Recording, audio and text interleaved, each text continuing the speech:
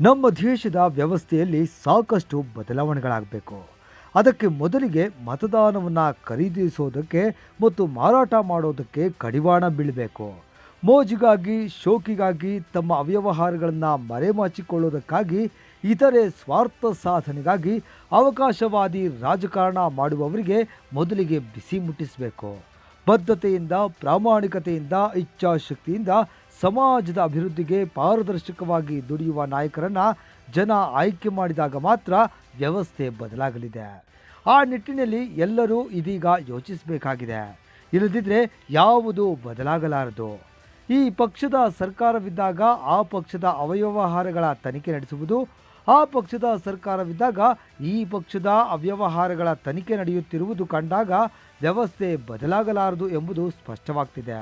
ಹೌದು, ಬಿಜೆಪಿ ಸರ್ಕಾರದ ಆಡಳಿತಾವಧಿಯಲ್ಲಿ ಬಿಬಿಎಂಪಿಯ 761 ಕಾಮಗಾರಿಗಳಲ್ಲಿ 3049.35 ಕೋಟಿ ರೂಪಾಯಿಗಳ ಬೃಹತ್ ಹಗರಣ ನಡೆದಿದೆ ಎಂದು ಇದೀಗ ನ್ಯಾಯಮೂರ್ತಿ ಎಚ್.ಎನ್. ನಾಗಮೋಹನ್ ದಾಸ್ ವಿಚಾರಣಾ ಆಯೋಗವು ಸರ್ಕಾರಕ್ಕೆ ಸಲ್ಲಿಸಿದ್ದ ವರದಿಯನ್ನು ಸಚಿವ ಸಂಪುಟ ಅಂಗೀಕರಿಸಿರುವುದು ಇದಕ್ಕೆ ಸಾಕ್ಷಿ.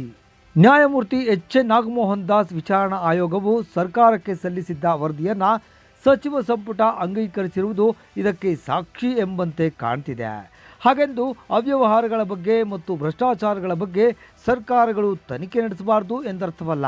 ಖಂಡಿತ ನಡೆಸಬೇಕು. ಆದರೆ ಪಕ್ಷಾತೀತವಾಗಿ ಈ ತನಿಖೆ ನಡೆಯಬೇಕು. ಅದು ಯಾವ ಸರ್ಕಾರದ ಅವಧಿಯಲ್ಲೂ ನಿಷ್ಪಕ್ಷಪಾತವಾಗಿ ನಡೆಯುತ್ತಿಲ್ಲ. ಇದು ವ್ಯವಸ್ಥೆಯನ್ನು ಇಂದು ತೀರಾ ಹದಗೆಡಿಸಿದೆ. ಹೀಗಾಗಿ ಅಭಿವೃದ್ಧಿ ಕಾರ್ಯಗಳು ಕುಂಠಿತಗೊಂಡಿವೆ. ನಡೆದ ಕಾಮಗಾರಿಗಳೆಲ್ಲವೂ ಕಳಪೆಯಾಗ್ತಿವೆ. ಇದೆಲ್ಲ ಕಾರ್ಯಾಂಗ, ಶಾಸಕಾಂಗ, ನ್ಯಾಯಾಂಗ, ಪತ್ರಿಕಾರಂಗ ಈ ಎಲ್ಲಕ್ಕಿಂತ ಮುಖ್ಯವಾಗಿ ದೇಶದ ಜನತೆ ಗಂಭೀರವಾಗಿ ಪರಿಗಣಿಸಬೇಕು.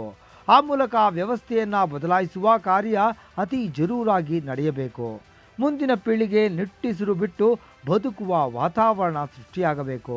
ಇರಲಿ, ನ್ಯಾಯಮೂರ್ತಿ ಎಚ್.ಎನ್. ನಾಗಮೋಹನ್ ದಾಸ್ ವಿಚಾರಣಾ ಆಯೋಗದ ವರದಿಯನ್ನು ಸಚಿವ ಸಂಪುಟ ಅಂಗೀಕರಿಸಿದರೆ ಸಾಲದು. ತಪ್ಪಿತಸ್ಥರಿಗೆ ಈ ಕೂಡಲೇ ಶಿಕ್ಷೆ ಆಗಬೇಕು. ಅದರ ವಿನಃ ಪ್ರತಿಪಕ್ಷಗಳನ್ನು ಹೆದರಿಸುವ ಕಾರ್ಯ ಯಾವುದೇ ಕಾರಣಕ್ಕೂ ಸಲ್ಲದು. ಇದನ್ನು ಸರ್ಕಾರ ಗಂಭೀರವಾಗಿ ಪರಿಗಣಿಸದಿದ್ದರೆ ರಾಜ್ಯದ ಜನತೆ ಈ ಬೆಳವಣಿಗೆಯನ್ನು ಸೂಕ್ಷ್ಮವಾಗಿ ಗಮನಿಸ್ತಾ ಇರ್ತಾರೆ. ಇದು ಸರ್ಕಾರದ ಮೇಲೆ ಪರಿಣಾಮವನ್ನು ಬೀರಲಿದೆ. ಪಾಲಿಕೆ ವ್ಯಾಪ್ತಿಯಲ್ಲಿ 2019-20ರಿಂದ 2022-23ರವರೆಗಿನ ವಿವಿಧ ಅಭಿವೃದ್ಧಿ ಕಾಮಗಾರಿಗಳಲ್ಲಿ ಅಕ್ರಮ ನಡೆದಿರುವ ಆರೋಪ ಕೇಳಿಬಂದಿದ್ದ ಹಿನ್ನೆಲೆಯಲ್ಲಿ ರಾಜ್ಯ ಸರ್ಕಾರವು ವಿಚಾರಣೆಗೆ 2023ರ ಅಕ್ಟೋಬರ್ನಲ್ಲಿ ನಾಗಮೋಹನ್ ದಾಸ್ ಆಯೋಗವನ್ನು ರಚಿಸಿತ್ತು. ಆಯೋಗವು ಪಾಲಿಕೆ ಕಾಮಗಾರಿಗಳಲ್ಲಿ ನಡೆದಿದೆ ಎನ್ನಲಾದ ಅಕ್ರಮಗಳು ಹಾಗೂ ನ್ಯೂನ್ಯತೆಗಳ ಕುರಿತು ವಿಸ್ತೃತ ತನಿಖೆ ನಡೆಸಿ ಮುಖ್ಯಮಂತ್ರಿ ಸಿದ್ದರಾಮಯ್ಯ ಅವರಿಗೆ ಇದೇ ಆಗಸ್ಟ್ 30ರಂದು 8,900 ಪುಟಗಳ ವರದಿ ಸಲ್ಲಿಸಿತ್ತು. ಅಕ್ರಮದಲ್ಲಿ ಅಧಿಕಾರಿಗಳು ಹಾಗೂ ಗುತ್ತಿಗೆದಾರರು ಭಾಗಿಯಾಗಿದ್ದಾರೆ. ಈ ತಪ್ಪಿತಸ್ಥ ಅಧಿಕಾರಿಗಳು, ಎಂಜಿನಿಯರ್ಗಳು, ಲೆಕ್ಕ ಶಾಖೆ ಸಿಬ್ಬಂದಿ, ಯೋಜನಾ ಸಮಾಲೋಚಕರು, ಗುತ್ತಿಗೆದಾರರು ಹಾಗೂ ಕಾಮಗಾರಿಗಳ ಅನುಷ್ಠಾನ ಪ್ರಕ್ರಿಯೆಯಲ್ಲಿ ನಿಯಮಬಾಹಿರವಾಗಿ ನಡೆದುಕೊಂಡಿರುವ ಇತರರ ವಿರುದ್ಧ ಸಿವಿಲ್ ಮತ್ತು ಕ್ರಿಮಿನಲ್ ಮೊಕದ್ದಮೆ ದಾಖಲಿಸುವಂತೆ ಆಯೋಗವು ಶಿಫಾರಸು ಮಾಡಿದೆ.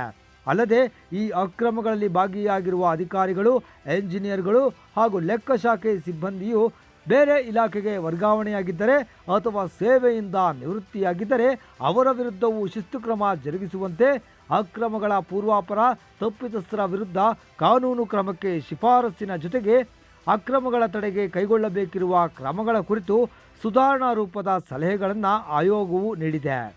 ಆಯೋಗದ ಈ ಎಲ್ಲ ಅಂಶಗಳನ್ನು ಸರ್ಕಾರ ಗಂಭೀರವಾಗಿ ಪರಿಗಣಿಸಬೇಕು.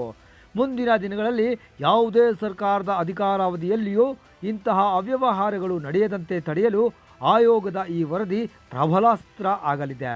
ಅದರ ವಿನಃ ಯಾರನ್ನು ಹೆದರಿಸುವ ಕಾರ್ಯಕ್ಕಷ್ಟೇ ಈ ವರದಿ ಸೀಮಿತ ಆಗಬಾರದು. ಇದು ಸರ್ಕಾರದ ಆದ್ಯ ಕರ್ತವ್ಯ ಕೂಡ.